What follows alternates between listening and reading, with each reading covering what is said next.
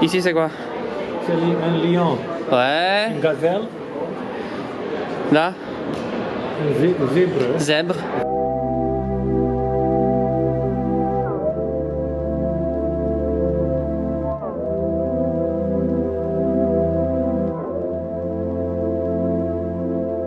I want to talk about something which is so freaking important for all language learners and language teachers, which is using language immersion experiences to really accelerate how quickly you're able to pick up and learn a new language. A language immersion experience is when you take an extended period of time, whether it's like a half day or full day block of time, or whether it's like a bunch of days in a row. It doesn't fully matter, and you structure that time in a way to immerse yourself in a language around your interests and your current level. Currently, I'm actually in Toronto, okay? And I got a student here who really wanted to improve on his listening ability, his speaking ability, and his ability to speak about a certain amount of subjects. That was like his really big goal. That's what he wanted to get out of it.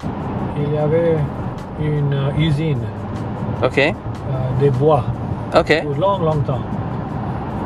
Cette usine fermait.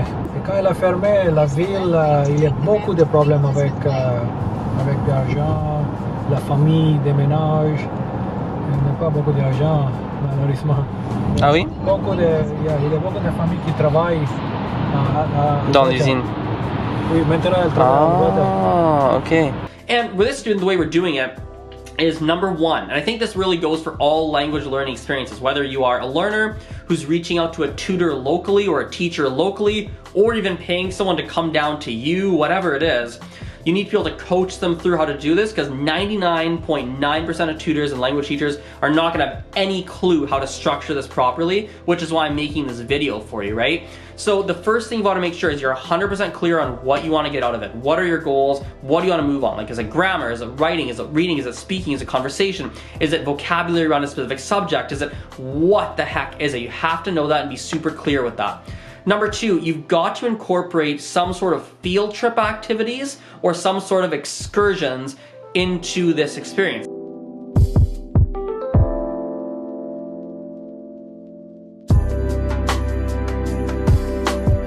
Et ici, on a quoi? Oh, wow. Ici, c'est quoi?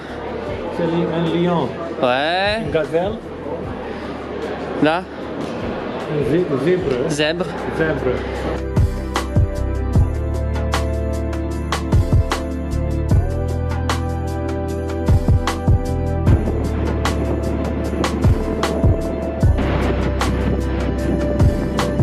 Field trips, excursions, those are really, really big if you can incorporate those. Now, those aren't really enough, because what happens is that when you're going on these excursions, when you're doing these freaking field trips, what happens is that you're being bombarded with so much information that as a language learner, it is impossible to remember everything. Par exemple, si je dis « et tu en veux », ça veut dire « do you want some ». Par exemple, s'il y a par exemple « ouais, tu en veux, do you want some of these », tu penses un peu ça.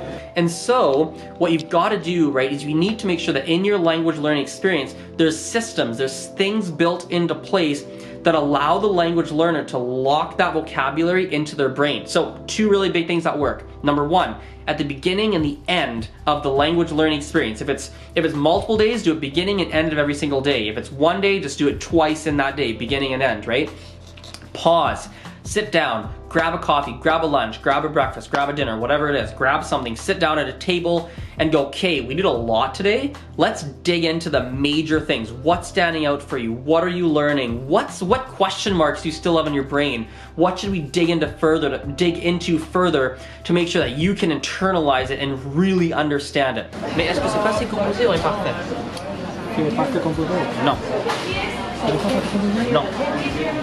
Because c'est-à-dire, si tu dis the store only sold bats, et tu te passes composé, ça veut dire que in that moment, in that very short period of time, they only sold bats. Mais c'est pas vrai. They always sold bats. In the past, generally they sold bats. Also, similarly, what helps with helping to capture information, and learners, I highly recommend you reach out to your teachers and you tell them this. Teachers, I highly recommend you do this.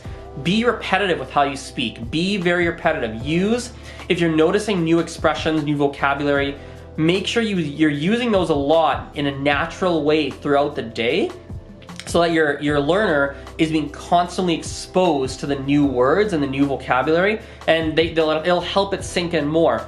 And encourage your student to use them with you whenever appropriate to make sure that they really get it and that they understand the nuances of using that grammar, that vocab, that expression, whatever the new concept to them is, right?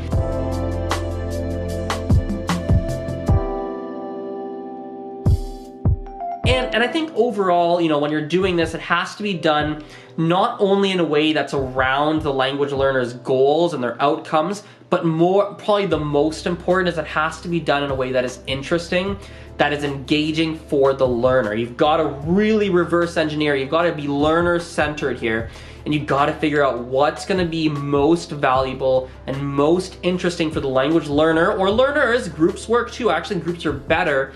It can be cheaper, right? Because a tutor might charge a flat rate, and then you can split it among 2, 3, 4, 5, 6 people, especially if you're paying someone to travel to you. You might want a group to cut down on that cost, right?